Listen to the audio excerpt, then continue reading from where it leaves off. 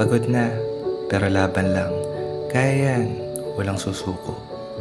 Yan ang palagi nating sinasabi sa tuwing may nararanasan tayong mga pagsubok.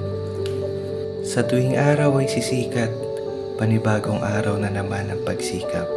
Kaya minsan, di ba, napapaisip na tayo na bakit parang wala namang nangyayari.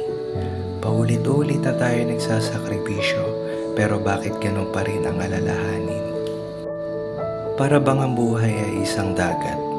Minsan mahinahon, kadalasan maalon. Kailangan mo lang sumabay para ikaw ay makaahon. Pag nadapa ka sa iyong paglalakbay, kailangan mo lang bumangon. Mga luhang sumasabay sa buhos ng ulan, nakikipagsapalaran at nagtatanong sa sarili kung ano ba ang kapalaran.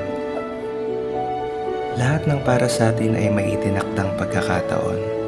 Di mo mamamalayan na dadating din ang tamang panahon na mga butong matagal mo nang itinanim.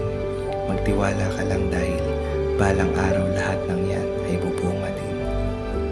Tuloy mo lang, tiwala mo sa sarili, huwag mong aalisin. Habang oras ay tumatakbo, di mo mapapansin, mga problema ay parang bulang maglalaho. Kahit maraming tao ang umusga sa'yo, maniwala ka lang sa sarili mo. Huwag kang mag-alala sa sinasabi ng iba dahil iba ang nakikita mo sa nakikita nila. Tulungan natin ang mga sarili natin. Alam nating hindi magiging madali. Lagi lang natin tatandaan na hindi sumuko kailanman ang mga nagwawagi. Kaya huwag kang panghihinaan. Lahat tayo natututo sa laban. Minsan hindi talaga sasangayon sa atin ang ikot ng mundo. Kadalasan nga mag-isa lang tayo at walang kasama sa laban habang isip ay gulong-gulo. Litong-lito sa paghahanap na makakapagpasaya sa atin, pero di natin napapansin na ang makakapagpasaya pala sa atin ay walang iba kundi ang mga sarili natin. Lagi mo lang isaisip na hindi mo makakamit ang tagumpay hanggat hindi mo nararanasan ang dagok ng buhay. At walang nagtagumpay na hindi dumaan sa ganyan. Dahil parte yan sa araw-araw nating pamumuhay. Walang kukuha kung hindi ka mag-aalok. Walang magbubukas ng pinto kung hindi ka kakatok. Lahat ng pader na nakaharang ay kayang gawing pinto. Dadalhin tayo sa kung ano ang iniisip natin. Ang kasiyahan ay hindi mo mahahanap kung hindi mo hahanapin. Ang hiling ay hindi mo makukuha kung hindi mo hihilingin. Tuloy lang at balang araw tayo ay titinggin. Hindi natin mapagtutugma ang hinaharap para sa iyong kinabukasan. Ang mapagtutugma mo lang ay ang iyong mga naranasan. Gawin mo itong pundasyon para manatiling matatag papunta sa magandang kapalaran.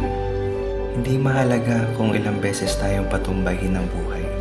Ang mahalaga ay kung ilang beses kang bumangon para makamit ang tagumpay.